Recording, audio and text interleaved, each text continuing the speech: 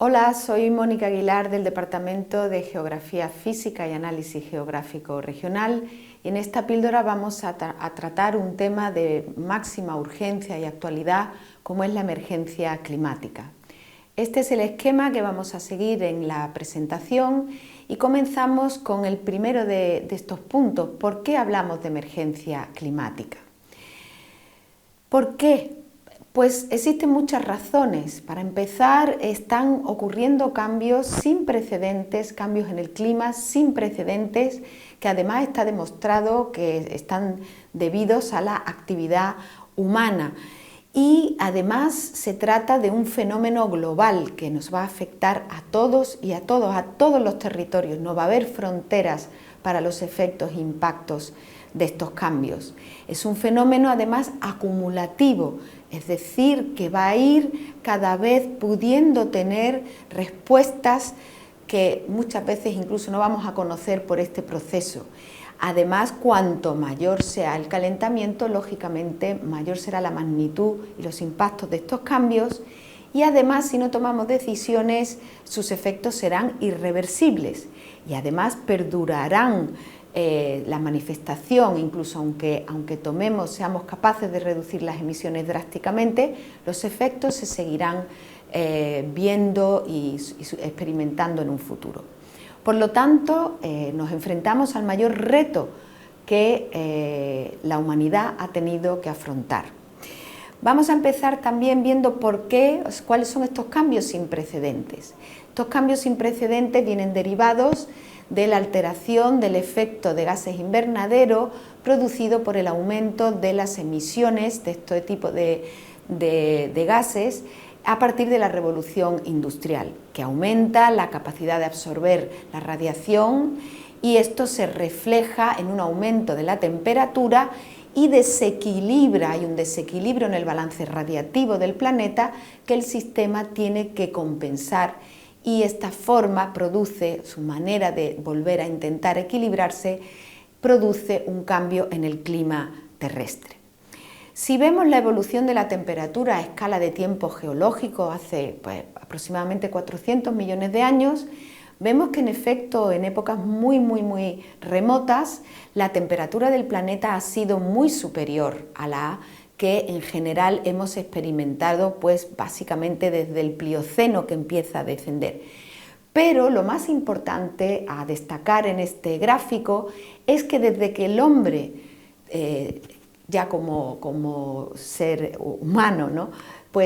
Habita el planeta, las temperaturas, salvo pulsaciones puntuales, no han superado esa línea que vemos ahí, que observamos, del cero en toda la historia de la humanidad. Y solo recientemente, al final de esta gráfica, como vemos, en un cortísimo plazo de tiempo de escala temporal respecto a toda la historia de la Tierra, estamos superando esas temperaturas nunca vistas en el periodo donde el ser humano ha habitado.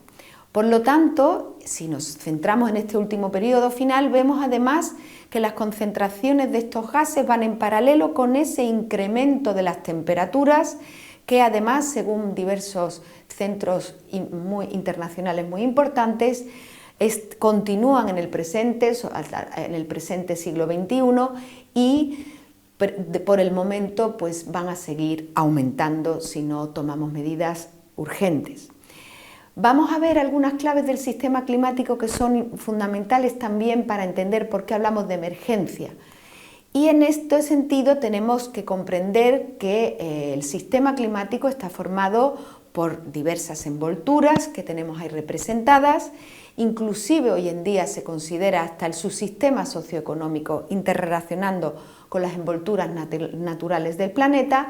Y estas envolturas están relacionadas entre ellas de forma no lineal a partir de lo que se llaman los bucles de retroalimentación.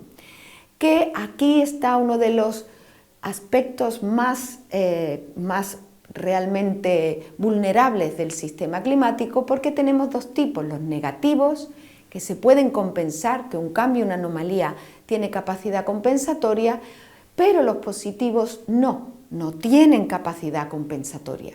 Estos bucles amplifican la respuesta del sistema y los cambios no pueden revertirse y son realmente los procesos más peligrosos para este equilibrio del sistema climático.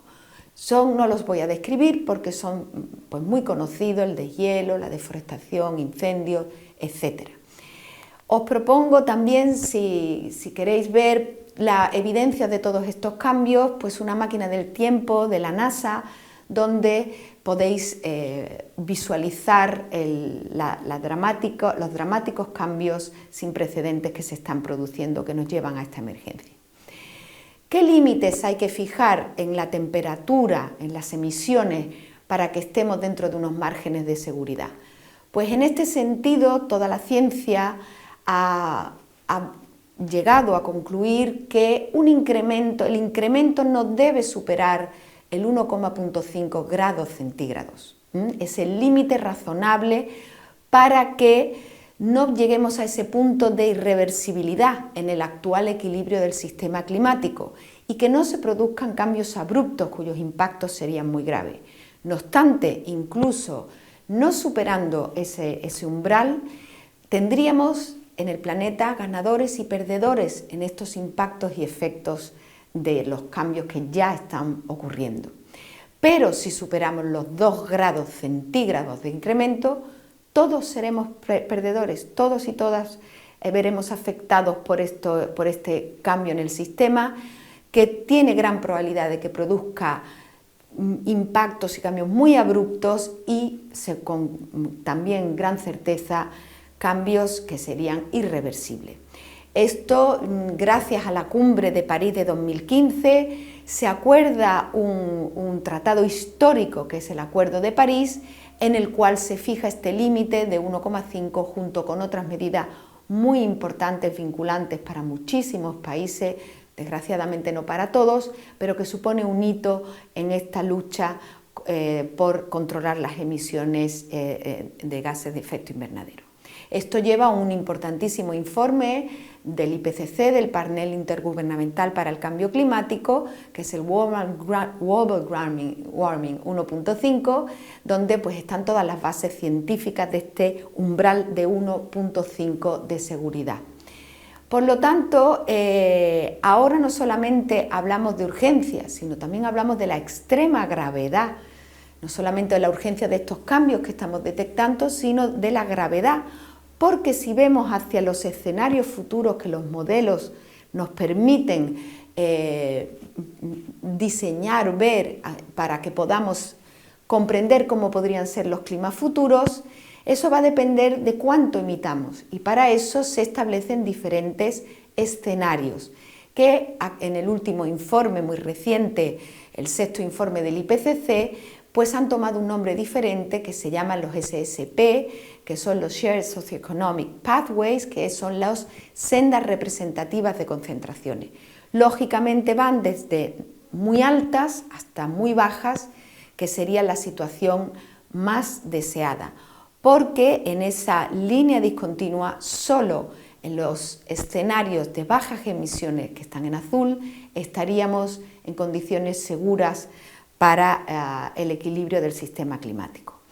Aquí podemos ver con más detalle los incrementos que supondrían cada uno de esos escenarios en diferentes horizontes temporales, pero la idea fundamental es que para que podamos mantenernos en ese umbral de seguridad de 1.5 tenemos que reducir antes o como límite en el 2050 las emisiones a cero.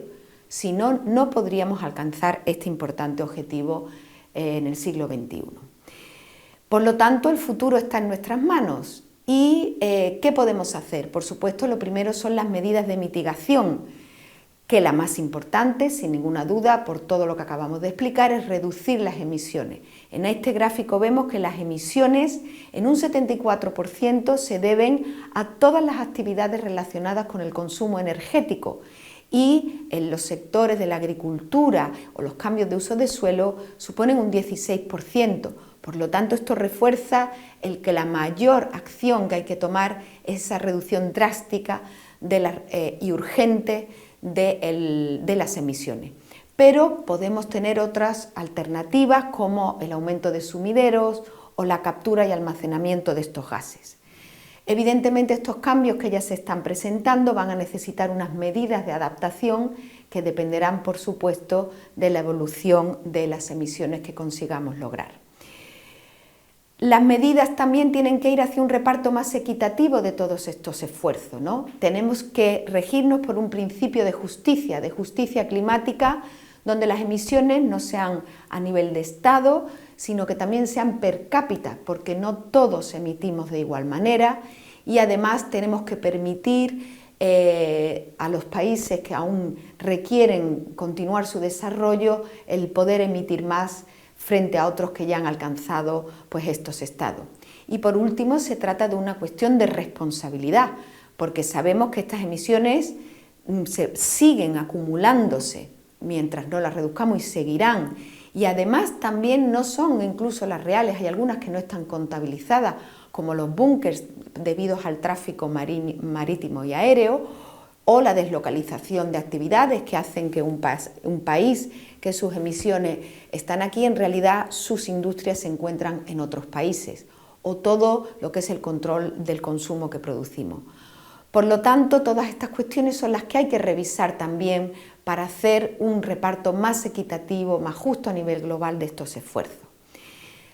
Para no dejar un discurso, digamos, desesperanzador, tenemos muchas razones para querer conseguir estos objetivos, como los grandísimos esfuerzos internacionales que se están realizando, movimientos de acción por el clima, sociales. También saber que cuanto más se reduzcan, y esto nos debe de animar, ¿no?, como un estímulo, mayor capacidad tendrá la naturaleza de ayudarnos a reequilibrarlo, que algunos cambios pueden detenerse y que también el desarrollo y el abaratamiento de las energías alternativas pueden lograr que hagamos esa transición energética para dejar una economía basada en los combustibles fósiles. También ya tenemos buenos ejemplos de empresarios proactivos y tenemos una gran experiencia en gestión de emergencias a escala planetaria debido a la pandemia del COVID. Por lo tanto, estamos con herramientas y en camino a poder lograr o luchar por ese umbral de seguridad. Necesitamos, para terminar ya, producir un cambio con urgencia, porque son muy graves, como hemos visto, estamos en una situación de extrema gravedad, de ahí la emergencia. Cambios en nuestra población, con educación y conciencia, con acción individual hacia todos estos retos que tenemos. Nuestros gobiernos e instituciones tienen que tener una voluntad política y compromiso, y todos los actores implicados también en la sociedad. Y además necesitamos que todo esto esté regido por los principios de solidaridad y justicia climática. Por lo tanto, podemos definir nuestro futuro aún. Ya para finalizar, quisiera agradecer la contribución y siempre su labor de María Fernanda Pita, profesora del departamento de nuestro departamento, y que algunos de sus materiales e ideas pues, están inspirados en una reciente conferencia impartida por ella en la Facultad de Turismo y Finanzas. Muchas gracias por vuestra atención y espero que os haya resultado interesante. Por último, deciros que tenéis otras píldoras dedicadas a temas climáticos dentro de este proyecto de innovación docente. Muchas gracias por vuestra atención.